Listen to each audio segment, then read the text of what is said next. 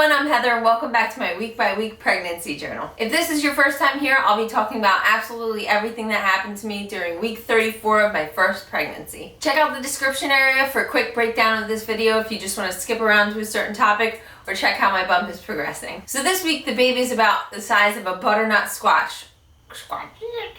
So this week the baby is about the size of a butternut squash, which is about 5 pounds or 18 inches. How am I feeling physically? It's just way harder to turn in bed and get out of bed, especially when my back pains are just shooting and stabbing in my right side of my lower back, but I manage. So how do you get up? Sometimes I scream for my husband to help me. Yeah. Other times I just take my time and I roll out. And you just roll out. Roll out. No, what do? You kind of like push yourself up, you roll to the side that's not shooting, you prop yourself up. I don't even know what side I roll to, but you yeah, fart. You can't. You can't just like get up from laying on your back. You have to like roll onto your side, swing your legs off the bed, and then just kind of push up and just suffer. Just suffer. Symptoms this week, I've been having crazy dreams. One of the dreams is just that I'm chasing something, I'm trying to catch up to something, and I can't. I'm trying to chase something and I'm trying to like change it and I just can't catch up.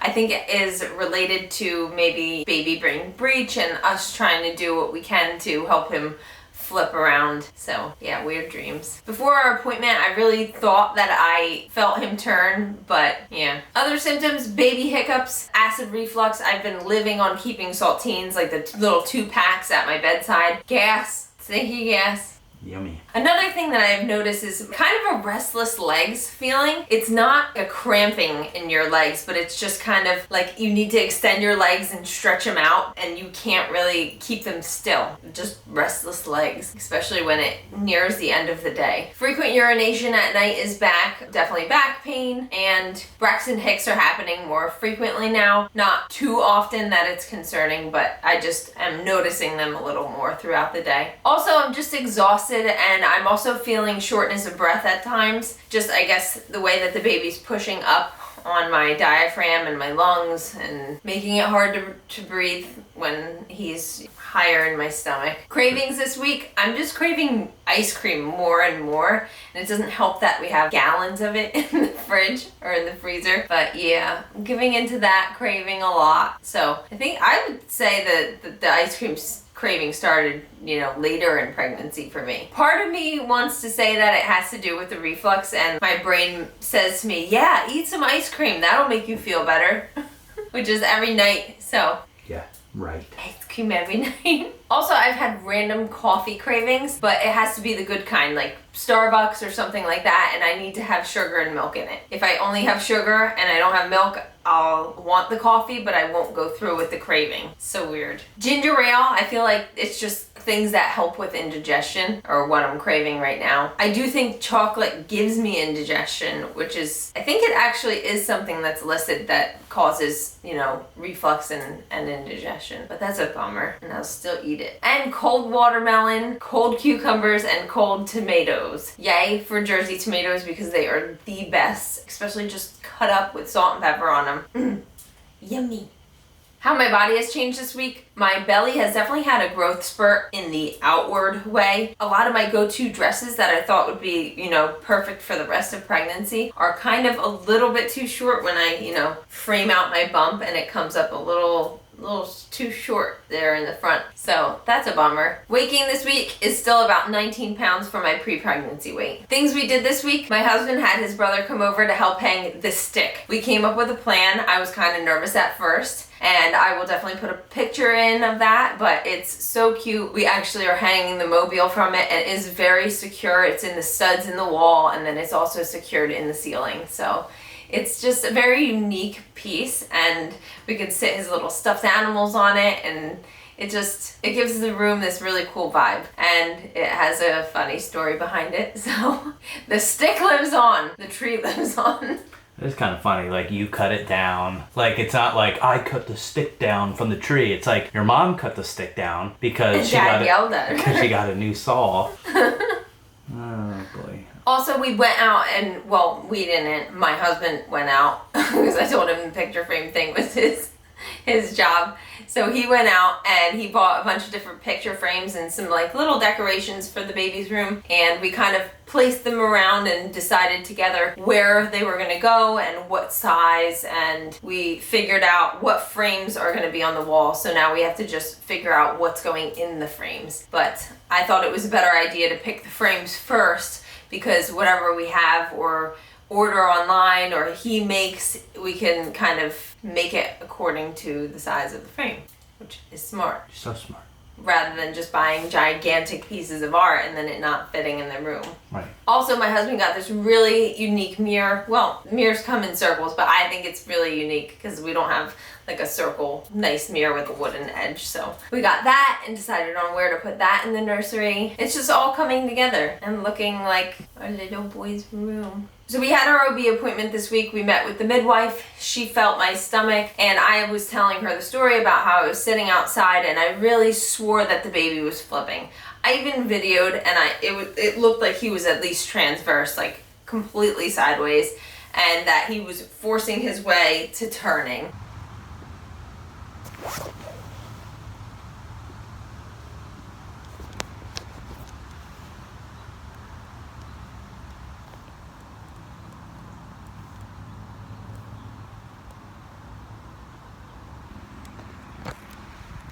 Feels like he's trying to turn.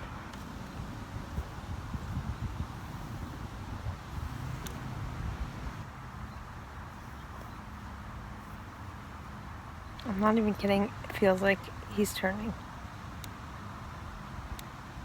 So I really thought that maybe possibly the baby turned, but she was feeling for his positioning and really didn't think that he was turned. So she said, let me see if I could squeeze you in for an ultrasound. So she did. We waited in the waiting room for a little bit, and the ultrasound confirmed that he still is breech. So bummer, but we just kind of touched on again what would happen at next week's appointment, which would be not next week, in 2 weeks from now appointment, which would be 36 weeks. So she decided that we should meet with the doctor that does the baby turning, which is the ECV. That way he could see if we're candidates and if we want to do it, and we can kind of discuss it further from there on. And if we do want to do it, I guess we would schedule it. It would have to take place in the hospital. And then if we didn't want to do it, I'm guessing that they would talk about scheduling a C-section. And what they had said was, if that's the case, then the C-section would be done a week earlier than the due date. So I'm not completely sure. I'll let you know when we have that appointment what the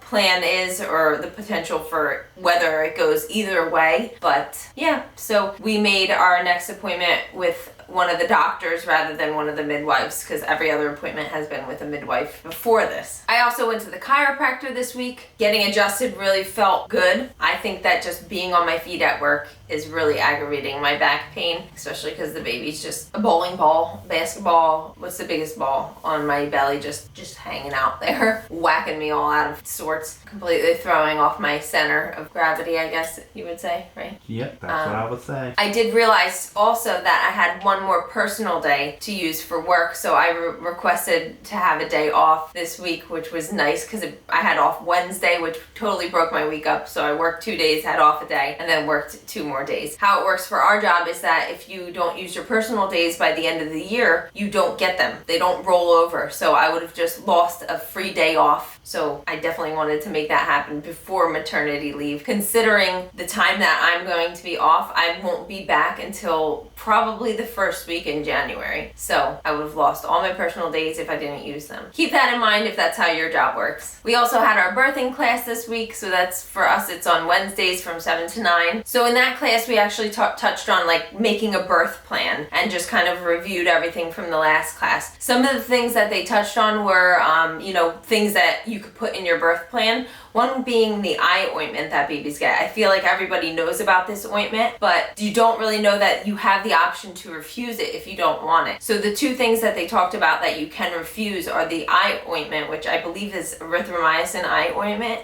And the reason is, people weren't tested regularly for chlamydia and gonorrhea, so they made it so that all babies needed to get this eye ointment in their eyes. So if you've been tested and you know that you don't have it, you can refuse to have them put this ointment in your baby's eyes. The only thing you would have to do is sign a refusal. The other one is a vitamin K shot, I believe. And the thing with the vitamin K is that it helps the blood clot. If you're considering getting your baby circumcised, then it makes sense to have that, I feel. There's also other reasons for the vitamin K, something to do with the digestive system not being fully developed also. So anyway, you can refuse both of those, but you would have to sign a form saying that you refuse them and you were educated on it. Another thing we talked about is cord clamping, and I was curious as to when is normal for the cord to be clamped, or like what's the best thing.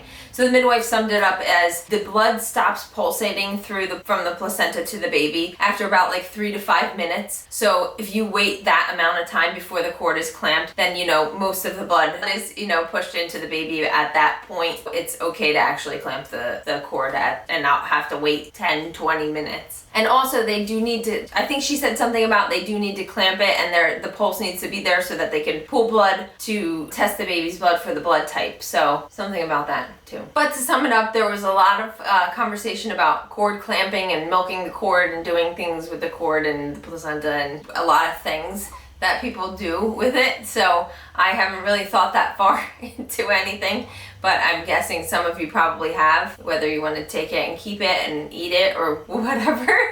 There was a lot of talk about a lot of things. I don't know what I'm going to do. I'm not going to take it home with me though. I don't think my husband will let me take it home.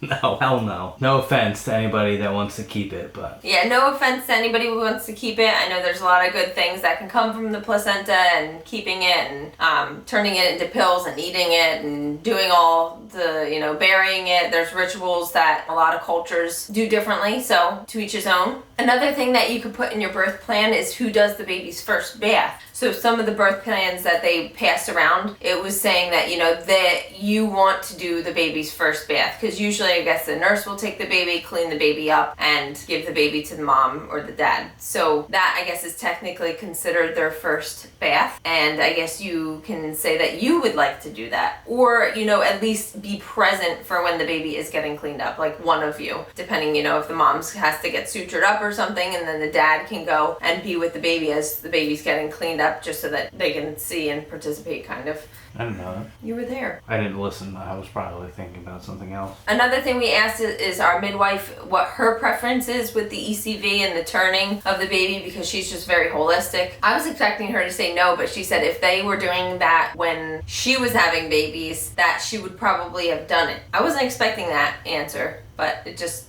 makes you think a little bit. I think that we both have our worries, and I think we kind of need to make a pro and a con list of doing the ECV and whether or not we do want to do it or not, because there are risks involved, and it's just, if you want to follow your gut and your intuition, if it's telling you yes or no. And it's just something that we're going to have to think about over the next couple weeks if the baby doesn't turn. We also discussed birthing positions. There's so many different birthing positions. One of the main things that the midwife was talking about during this birth class was that everybody, when you think about a woman giving birth, you imagine her laying on her back with her legs up. And I brought up in one of the classes, or somebody did, if you're told not to lay on your back your entire pregnancy, why would you lay in that position for hours to, half hour or something pushing? It kind of doesn't make sense, because you're compressing that main vessel in your back, which cuts off blood supply to the baby. So she said exactly, but a lot of hospitals, it's convenience for the people that are delivering and working on you, and that makes total sense. But her class was educating us on what other birthing positions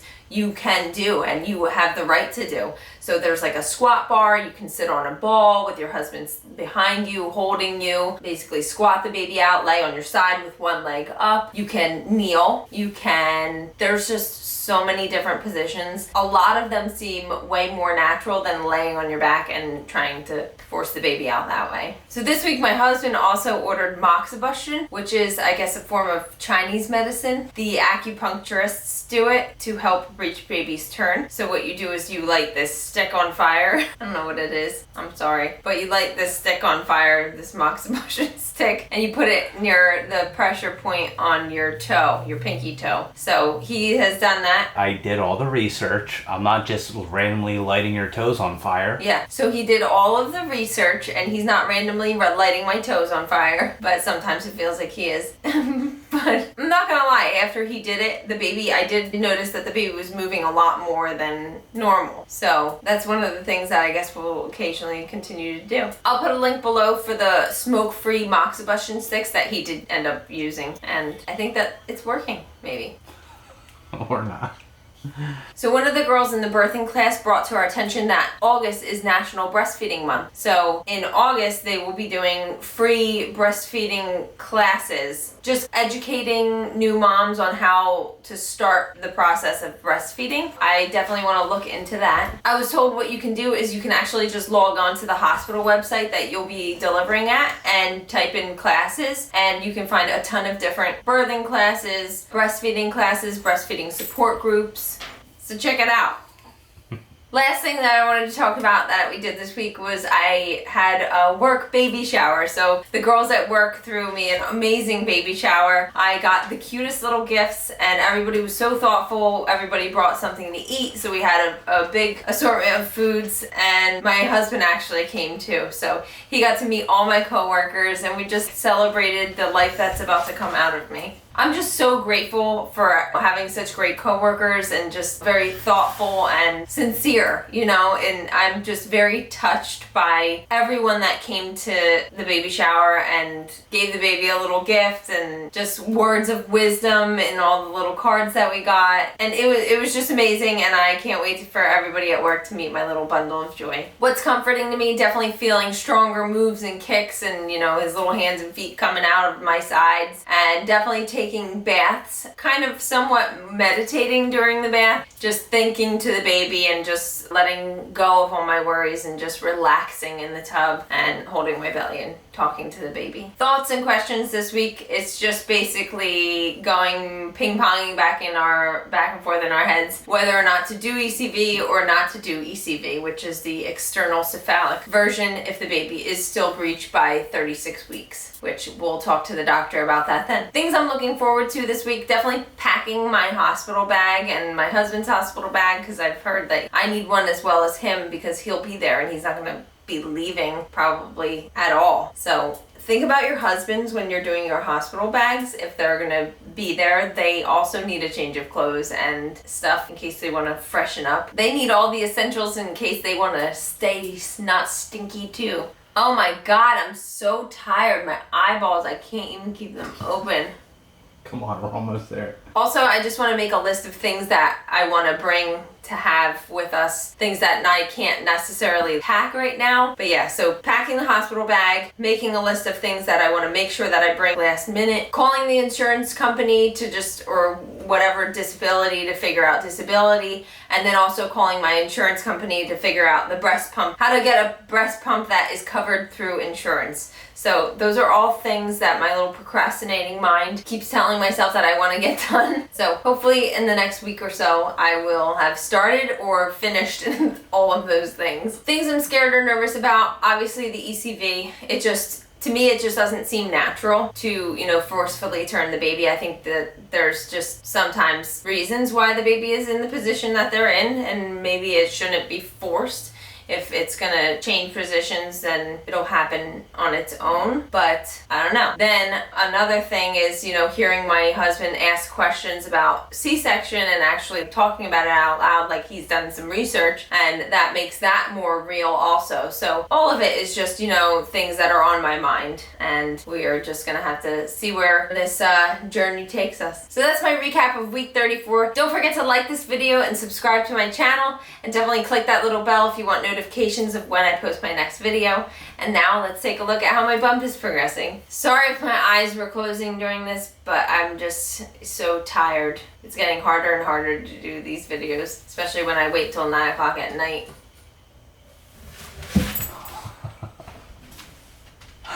She's out. Alright, so this is week 34, day 1 of week 35. My shirts officially are not fitting anymore, but I'm just gonna keep going with it.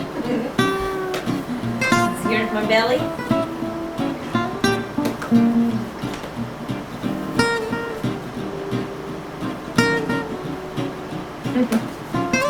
So tan.